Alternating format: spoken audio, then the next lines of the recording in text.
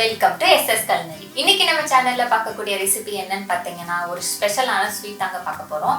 இந்த sweet mostly Bakrid அப்ப பண்ணுவாங்க. ஸோ அது என்னன்னு பார்க்கறதுக்கு முன்னாடி எங்களோட சேனலை நீங்க சப்ஸ்கிரைப் பண்ணலன்னா மறக்காம பண்ணிடுங்க. பக்கத்தில் உள்ள பெல் பட்டனை கிளிக் பண்ணுங்க.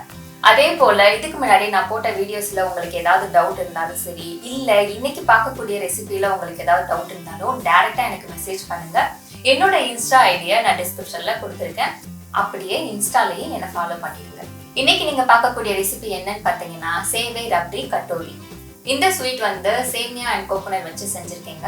கொஞ்சம் டிஃப்ரெண்டா மேங்கோவும் ஆட் பண்ணியிருக்கேன். ஸோ வாங்க எப்படி பண்ணலாம்னு சொல்லிட்டு பார்க்கலாம்.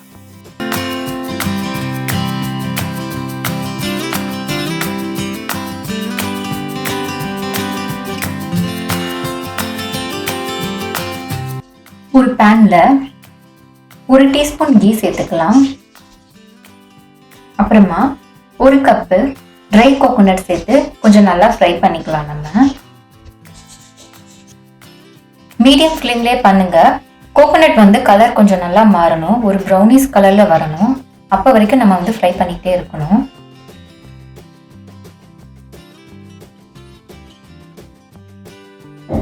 தேங்காய் கொஞ்சம் ஃப்ரை ஆனதும் 1/4 டீஸ்பூன் ஏலக்காய் பொடியை சேர்த்து நல்லா மிக்ஸ் பண்ணிக்கலாம். தேங்காய் கொஞ்சம் கலர் மாதிரி வந்ததுக்கு அப்புறம் கண்டென்ஸ் மில்க் வந்து சேர்த்துக்கலாம். நான் இன்னைக்கு 2 டேபிள் ஸ்பூன் கண்டென்ஸ் மில்க் வந்து சேர்த்துக்கிறேன். இப்போ நல்லா மிக்ஸ் பண்ணிக்கலாம். நல்லா மிக்ஸ் பண்ணதுக்கு அப்புறம் கொஞ்சம் தண்ணி ஆட் பண்ணிக்கலாம். தேங்காய் வந்து ரொம்ப உதிரியா இருக்கக்கூடாது, அதனால நான் கொஞ்சம் தண்ணி ஆட் பண்ணிக்கிறேன். அதுவுமே ஒரு 4 டீஸ்பூன் தண்ணி தான் சேர்த்துக்கிறேன். ரொம்ப உதிரியா இல்லாம இருக்கணும்னு காண்டி நீங்க கண்டென்ஸ் மில்க் சேர்க்கும் போதே உங்களுக்கு உதிரியா இல்லை, கொஞ்சம் திக்கா வருது அப்படின்னா நீங்க தண்ணி கூட சேர்க்கணும்னு அவசியம் கிடையாது. ஏன்னா அப்பதான் கட்டோரி ஸ்ட்ரக்சர் வந்து நல்லா வரும். பாருங்க, தேங்காய் இந்த மாதிரி கொஞ்சம் திக்கா ஆனதுக்கு அப்புறம் ஃபெனி ஆட் பண்ணிக்கலாம். இன்னைக்கு நான் சேமியாக்கு பதிலாக ஃபெனி ஆட் பண்றேன். ஃபெனியில் ஆல்ரெடி கீ அண்ட் கொஞ்சம் சுகரும் சேர்த்து ஃப்ரை பண்ணி ரெடிமேடாக வைப்பாங்க, அதை நான் இதில் சேர்த்துக்கிறேன். நீங்கள் சேமியா சேர்க்குறீங்க அப்படின்னா சேமியாவை ஃபஸ்ட்டு கீல நல்லா ஃப்ரை பண்ணிவிட்டு இந்த ஸ்டேஜ் தேங்காய் வந்ததுக்கப்புறம் சேமியா வந்து ஆட் பண்ணிக்கோங்க. இப்போ சேமியாவையும் தேங்காவையும் நல்லா மிக்ஸ் பண்ணிக்கலாம். ரெண்டுமே உதிரியாக இருக்கக்கூடாது, அதனால நான் இதில் வந்து கொஞ்சம் தண்ணி சேர்த்துக்கிறேன். நம்ம தண்ணி சேர்க்குறதும் கப்பு நிறையா அந்த மாதிரிலாம் சேர்க்கக்கூடாது. நான் இன்னைக்கு ஒரு 4 டேபிள் ஸ்பூன் தண்ணி தான் சேர்த்துக்கிறேன். ஸோ கொஞ்சம் கொஞ்சமாக தண்ணி சேர்த்து மிக்ஸ் பண்ணிகிட்டே இருக்கணும். அது ரொம்ப கெட்டியாகவும் ஆகிடக்கூடாது, அதே நேரம் ரொம்ப உதிரியாகவும் இருக்கக்கூடாது, கொல கொலன்ற மாதிரியும் ஆகிடக்கூடாது.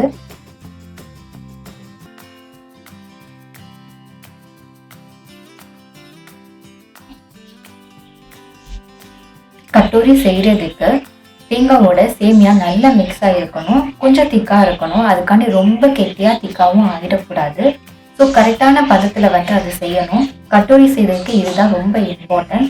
நமக்கு தேவைப்படும் போது மட்டும் வந்து நம்ம தண்ணியை சேர்த்துக்கலாம். உங்களுக்கு கொஞ்சம் கொஞ்சமாக ஒரு ஸ்பூனாக தண்ணி சேர்த்து கரெக்டாக அந்த பதத்துக்கு கொண்டு வாங்க. பாருங்கள், இந்த அளவுக்கு திக்கு வந்தால் போதும். இப்போ இது ஒரு பவுலில் மாற்றிடலாம். இப்போது சேமியாவை இந்த பவுலில் எடுத்துக்கிட்டோம். கட்டோரி செய்கிறதுக்கு நான் இந்த அளவு சின்ன சைஸ் வந்து கப் எடுத்திருக்கேன். நீங்க உங்ககிட்ட என்ன கப் இருக்கும் நீங்க எடுத்துக்கலாம். எந்த சைஸ்னாலும் உங்களோட இஷ்டம். நீங்க இன்னும் சின்னதா எடுத்துக்கனாலும் எடுத்துக்கலாம். நான் கொஞ்சம் மீடியமா பார்த்து எடுத்திருக்கேன். ஸோ உங்களோட விருப்பம் தான் கப் சைஸு. இது வந்து நம்ம சூடா இருக்கும் போதே இந்த கப்ல போட்டு நம்ம நல்லா ப்ரெஸ் பண்ணணும். உங்களால எவ்வளவு சூடு தாங்க முடியுமோ அந்த பதத்துல வந்த உடனே நீங்க கப்ல வந்து இந்த மாதிரி கொஞ்சம் கொஞ்சமா போட்டு நல்லா ப்ரெஸ் பண்ணுங்க. கப்பில் எல்லா பக்கமுமே சேமியா வர்ற மாதிரி நீங்கள் வச்சுட்டு நல்லா ப்ரெஸ் பண்ணுங்கள். ஒன்ஸ் எல்லா பக்கமும் நீங்கள் வச்சதுக்கப்புறம் ஸ்பூனில் நீங்கள் ப்ரெஸ் பண்ணிங்கன்னா நல்லா டைட்டாக நின்றுங்க. பாருங்கள், சேமியா நல்லா கப்பில் வச்சதுக்கப்புறம் இந்த மாதிரி ஸ்பூன் வச்சு நல்லா ப்ரெஸ் பண்ணிங்கன்னா அந்த சேமியா நல்லா இறுகிரும், நல்லா டைட்டாக பிடிச்சிக்கிறோம். நீங்கள் எவ்வளோ தூரம் டைட்டாக நீங்கள் ப்ரெஸ் பண்ணி பண்ணுறீங்களோ அவ்வளோ தூரம் அந்த கட்டோரி டேஸ்ட்டும் நல்லா வரும், அந்த ஸ்ட்ரக்சரும் அழகாக இருக்கும் பார்க்க.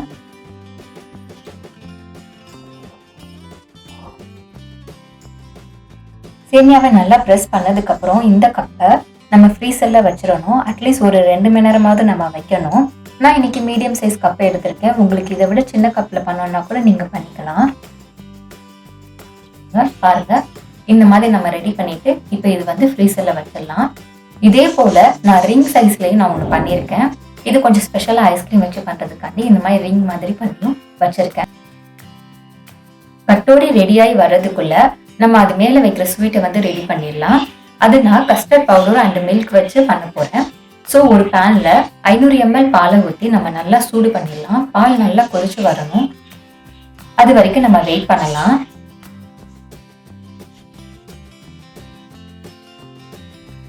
பால் நல்லா கொதிச்சு வந்ததுக்கு அப்புறம் ஒரு 1/2 டீஸ்பூன் ஏலக்காய் பொடியை சேர்த்து நல்லா மிக்ஸ் பண்ணிக்கலாம்.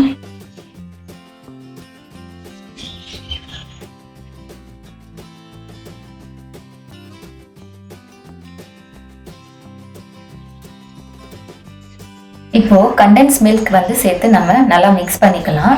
உங்களோட டேஸ்ட்டுக்கு ஏற்ற மாதிரி நீங்க அது வந்து சேர்த்துக்கோங்க. நான் இன்னைக்கு ஒரு 4 டேபிள் ஸ்பூன் சேர்த்துக்கிறேன்.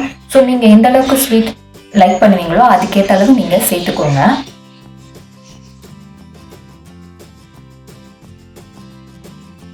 கண்டென்ஸ் மில்க் நல்லா மிக்ஸ் ஆனதுக்கு அப்புறம் 1 டேபிள் ஸ்பூன் பாதாம் சேர்த்துக்கலாம். நான் பொடியா கட் பண்ணி சேர்த்துக்கிறேன். அதே போல முந்திரி பருப்பையும் கட் பண்ணி நம்ம சேர்த்துக்கலாம். 1 டேபிள் ஸ்பூன் சேர்த்துக்கிறேன். அப்புறமா ஒரு 6-8 கிஸ்மிஸ் பழம் நம்ம சேர்த்துக்கலாம். இப்போ இது எல்லாமே நல்லா மிக்ஸ் பண்ணிக்கலாம்.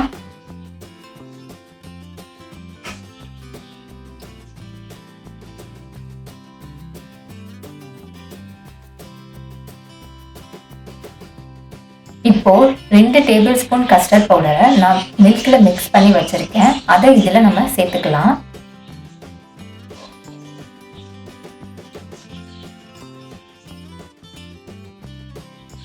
இது திக்கா அங்கங்க நின்றாம நல்லா பார்த்து மிக்ஸ் பண்ணுங்க.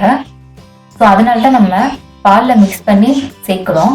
டைரக்டா நம்ம போட்டோம்னா அங்கங்க திக்கு திக்கா நின்றும், அது டேஸ்ட்டும் கரெக்டாக வராது. அதனால தான் நான் பாலில் மிக்ஸ் பண்ணி இதில் நான் ஆட் பண்ணுறேன். ஃபைனலாக குங்குமப்பூவை போட்டு மிக்ஸ் பண்ணிக்கலாம்.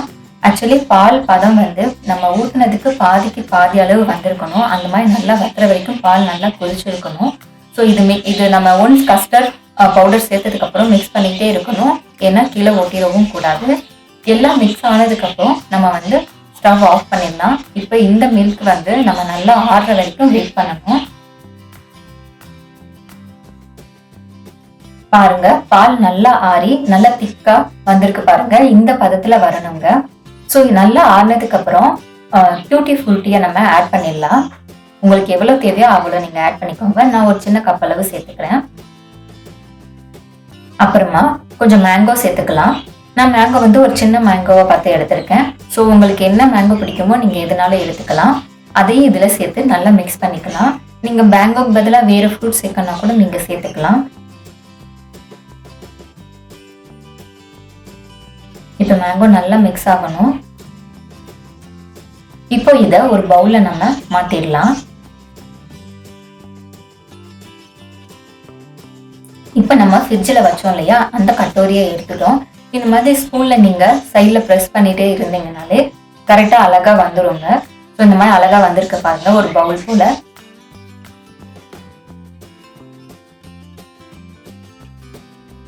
இப்போ கட்டோரி ரெடியா இருக்கு. இது மேல நம்ம ரெடி பண்ண கஸ்டர்ட் மில்கை வந்து இதுல சேர்த்துடலாம்.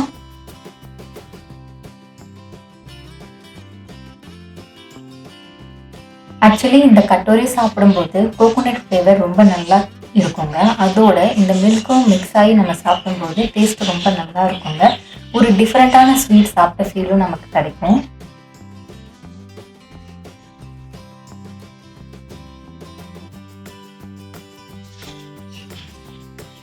இப்போ இது மேல கொஞ்சம் பாதாம் தூளையும் கொஞ்சம் பிஸ்தா தூளையும் நம்ம போடலாம்.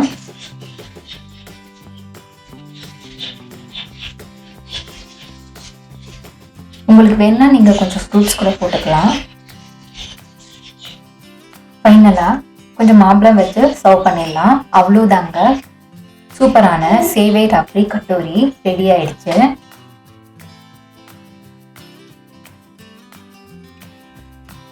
இப்போ இந்த சேவை rabri katori ice cream and plain கேக்கோட சாப்பிட்டா எப்படி இருக்கும்னு சொல்லிட்டு பார்க்கலாம். இது பார்க்கறதுக்கு கொஞ்சம் டிஃப்ரெண்டாகவும் இருக்கும், டேஸ்ட்டும் டிஃப்ரெண்டாக இருக்குங்க. வாங்க எப்படி பண்ணலான்னு சொல்லிட்டு பார்க்கலாம். ஒரு பிளேட்ல பிளெயின் கேக்கை வந்து கட் பண்ணி வைக்கலாம். பிளெயின் கேக் வந்து கட்டோரி சைஸ்ல இருக்கணும். ஸோ அந்த ஷேப்புக்கு நம்ம கட் பண்ணி வச்சுக்கலாம். அதுக்கு மேல நம்ம ரிங் சைஸ்ல பண்ணோம் இல்லையா, அந்த கட்டோரியையும் வச்சிடலாம்.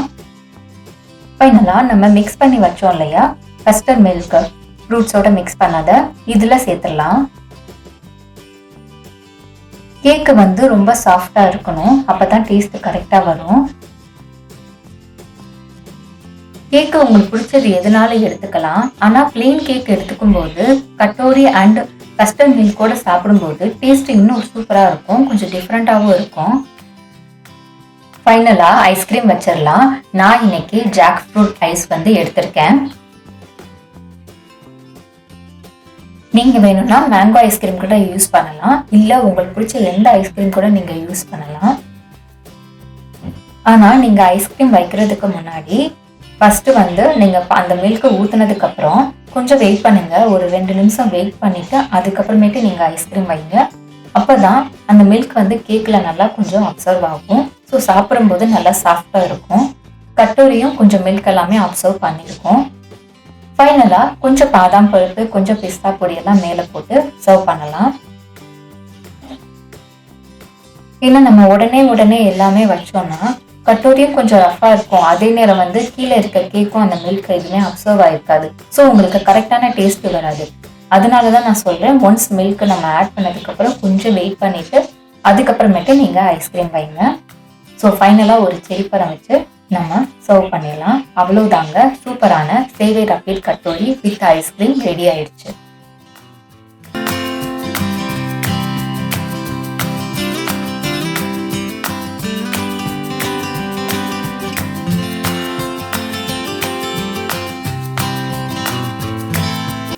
சூப்பரான சேவை ரப்ரி கட்டோரி எப்படி பண்றதுன்னு சொல்லிட்டு பார்த்தோம். நீங்களும் இதை வீட்டுல மறக்காம செஞ்சு பாருங்க. டேஸ்ட் எப்படி வந்ததுன்னு சொல்லிட்டு கமெண்ட் பாக்ஸ்ல கமெண்ட் பண்ணுங்க. அதே போல நான் இன்னைக்கு ஜாக் ஃப்ரூட் ஐஸ்கிரீம் வந்து யூஸ் பண்ணிருக்கேன். அதுக்கு பதிலாக நீங்க மேங்கோ ஐஸ்கிரீம் வந்து யூஸ் பண்ணுங்க. அந்த டேஸ்ட் எப்படி வந்ததுன்னு சொல்லிட்டு கமெண்ட் பாக்ஸ்ல கமெண்ட் பண்ணுங்க. இந்த மாதிரி உங்களுக்கு நியூ ரெசிபிஸ் ஏதாவது வேணும்னா, என்ன மாதிரி ரெசிபிஸ் வேணும்ன்றதையும் கமெண்ட் பாக்ஸ்ல மென்ஷன் பண்ணுங்க. உங்களுக்கு இந்த வீடியோ பிடிச்சிருக்கும்னு நினைக்கிறேன். அப்போ அப்படியே ஒரு லைக் பண்ணிருங்க. உங்க ஃப்ரெண்ட்ஸ், ஃபேமிலி எல்லாருக்குமே ஷேர் பண்ணுங்க. நெக்ஸ்ட் ஒரு நியூ ரெசிபில உங்களை பார்க்குறேன். பாய்.